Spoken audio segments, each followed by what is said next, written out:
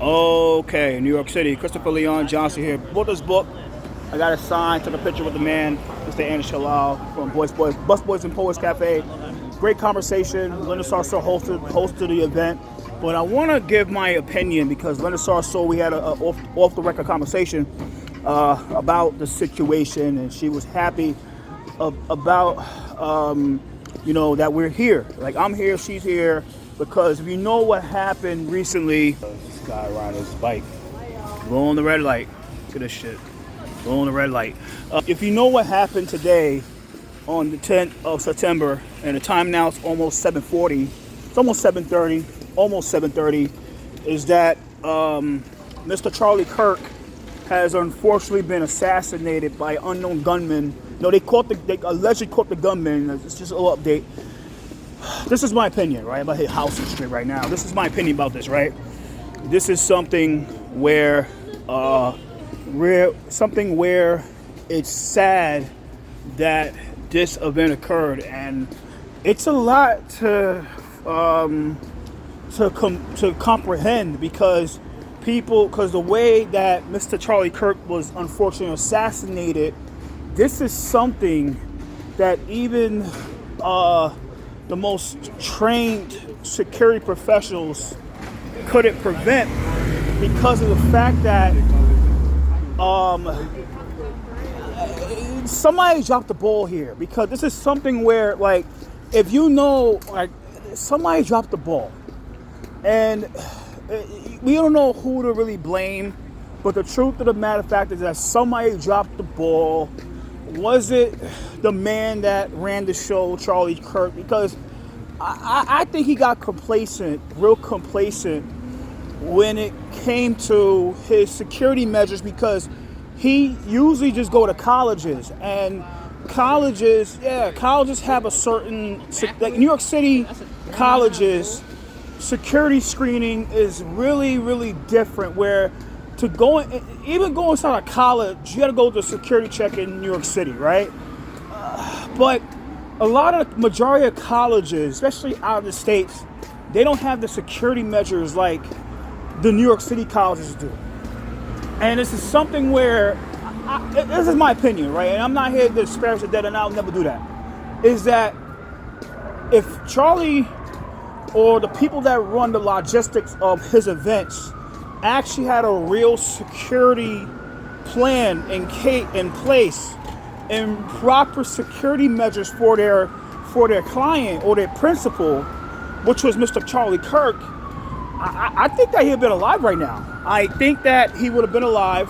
My thing is that when you don't do the proper security checks, I'm talking about metal detectors, patting down for weapons like guns or bombs or dirty bombs, and simple weapon checks, weapon confiscations.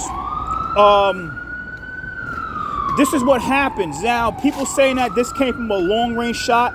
If that's a long-range shot, then that means it came from a sniper rifle. Now, if it came from a sniper rifle at an event like that, that means it came from a high angle. And anytime there's a chance of a person getting hit by a high angle, as security, like the most basic qualified security professionals that do security assessments will always know to say, like, yo, we gotta do what we gotta do to put people on top of, prevent people from getting on certain roofs, or preventing people from getting on the top of things, or making sure that even if, like, people say, yo, they can get an angle of the target from a certain mile away, you have to do the certain preventive measures to make sure that a person might try to outthink the security can never outthink security. And it's something where that I believe, this is my opinion, that my belief is that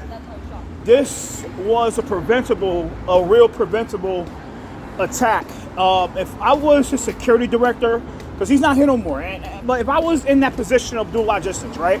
And I know a certain client like mine that, well, I'm working for my boss, and I know my boss is real controversial to where that a lot of people want to hurt him. The thing about his security is that his security is only good on the ground, right? They have people like armed guards mostly military, ex-military, to make sure that all the crazy people, all the crazy folks, doesn't get near Charlie Kirk, and it's understandable. But you could only do so much on the ground. You could have the best ground game in security, but if somebody is really skilled to say, "Oh, fuck it, we can't get this guy on the ground. We can't get the person on the ground. We'll get the person from the sky." It's fucking easy. It's way easy. It's like all the ground game don't mean shit. Like today, it's something where that going forward for all the people that do open air Q&As and like, oh, let's do these events where we have these rallies and we get the speakers, and that's the fact we have like these fucking open forums where people ask questions, and you know, this is now to where this is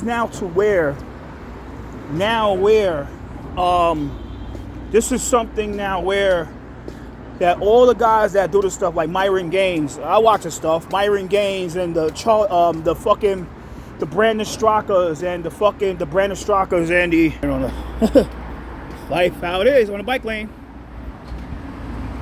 How it is on the bike lane, guys. But the Brandon Straka's, the fucking Myron Gaines, the fucking Alex Steins, and anybody that want to do this type of work, this type of fucking rallies and events, you know, my advice is going forward, you should search up or have your security people or your events logistics people look up bulletproof panels, bulletproof glass, bulletproof like what the president has. And this is something where this could have been easily prevented. I believe if you bought a bulletproof glass, you know, it's the expectation that was the unexpectation that happened. And the reason he's dead because it was a shock. This was a real shock. Like, this is the last guy you expect anybody to hurt the guy. You know what I mean? Like, I might disagree with most of the things that Charlie says, but he didn't deserve to go. He didn't deserve to die. You know, there's certain things I don't agree with a lot of councilmen, but I don't believe in fucking hurting. I don't believe in killing them, anything like that. I'll disagree, but I don't believe in hurting. And it got to come to a time where people got to stand that we have the right to disagree. We have the right to disagree without hurting people. We have the right to agree without hurting people that disagree with what we agree with. It's something where that political violence is going to be really tough to really handle and really neutralize, because of the fact that there are people in this society, in the United States of America, man, especially in New York City, where if they don't agree with something, they resort to violent measures to get their point across. If they don't agree with you, then they will go to violent measures violent measures to prevent people from saying what they gotta say. And this happens all over this. I'm in politics, I do media, I cover this stuff, and I'm not talking about just like the people that I fuck with. I'm talking about the people in this city that when they don't agree with something, they resort to certain measures to get their point across. It's sad that this happened in the city. It happened in Utah, and people are like, well, it can happen. This type of shit can happen anywhere. Anywhere in the city. I'm walking up Houston Street, East Houston. Just came from the event, bought this book. Support the man. Like I said about this book, this store. Like I said, yeah, the conversation was great. I got my video, got my pieces, and that's it. But God is good. But like I said, it's just something where I want hit by a car. Yeah, got a JUCO. Yeah.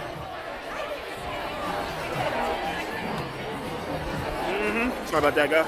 Sorry about that. Security right there. Yeah, there's a guard, right, security right there. But yeah, sorry about that, bro. Yeah, this is something where.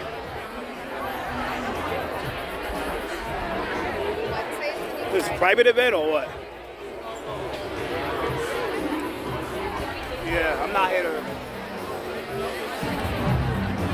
Yeah. New York City, nutshell. New York City, man. Yeah, so going forward is something where this type of stuff will never end because it can happen anywhere. It can happen Utah, it can happen anywhere, New York City, it can happen anywhere. And my advice to people that, like I said before, the people that do the work, it's your duty to get the right security measures in place. But if I was, like I said, if I was working on campaigns and I try my best to, and I know a certain person I'm working with has a high chance of getting hurt, we have the money. If we have the money, especially with matching funds, we have to buy security. And I'll tell them that, say, we got to buy security because what's the point of campaigning when you're scared to walk outside because of your fucking, people might want to hurt you. It's about real proper security preventive protocols like body checks, weapons check, and weapons checks and all that type of stuff, and buying bulletproof panels, and that's what you play by bulletproof glass. So sad that it happened to the man. People that people could point fingers at, and it's to the days to come, people are going to start pointing fingers. It's to say, yeah, you can blame the shooter, but the shooter, it doesn't matter to the shooter. There's things that could have been prevented the shooter from succeeding. And that's the truth. This could be prevented, really prevented. And like I said, sometimes you can't control certain things, but when you put certain things in place, it works. Everything falls in place after the fact. It's like if I was a campaign consultant, right, and you pay me money and I do consulting for you, and I know you're, like I said, you're a controversial figure. I say, look, we got to buy security. We got to hire security. I give you the money and I hire security, armed security for you guys. Certain events, we got to get panels. We got to get bulletproof panels, or where we got to start doing events in closed spaces, where we only give out the RSVP to people that register, and we vet the people that register. And we do weapons checks. We do all that type of stuff. It might cost money to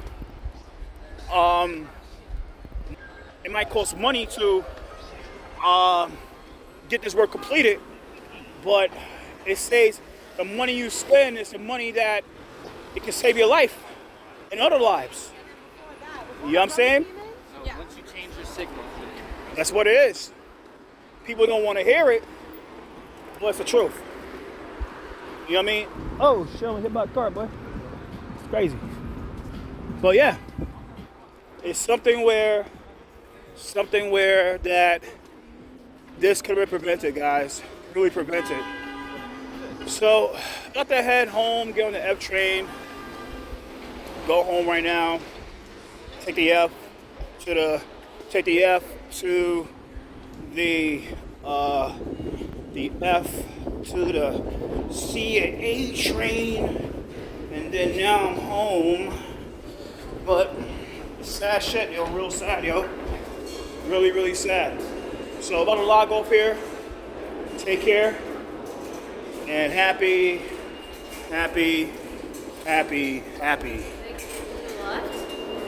Sorry about that. Woo. Wednesday. Later.